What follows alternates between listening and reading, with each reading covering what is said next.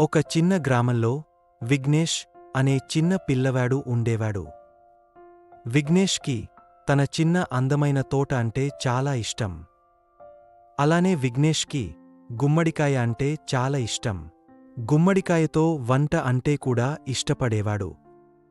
ఒక వేసవి కాలంలో విఘ్నేష్ గుమ్మడికాయ గింజలను తన తోటలో నాటాడు. మరియు ప్రతిరోజూ వాటికి నీరు పోసేవాడు. రోజులు గడిచేకొద్దీ గుమ్మడి మొక్కలు పెరిగాయి. మరియు అందులో ఒకటి గ్రామంలో అతిపెద్ద గుమ్మడికాయగా మారింది. విఘ్నేష్ ఆ గుమ్మడికాయను అందరితో పంచుకోవాలనుకున్నాడు. విఘ్నేష్ గుమ్మడికాయను తీయడానికి సహాయం చేయమని అతని స్నేహితులను అడిగాడు. కాని అది చాలా పెద్దది. గ్రామ పిల్లలు మరియు పెద్దలు కూడా అక్కడికి చేరారు. మరియు వారు చివరకు ఆ పెద్ద గుమ్మడికాయను ఎత్తారు.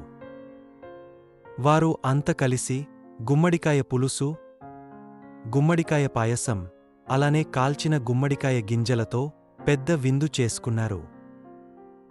విఘ్నేష్ తన పెద్ద గుమ్మడికాయను పంచుకోవడం ఆనందంగా సంతోషించాడు.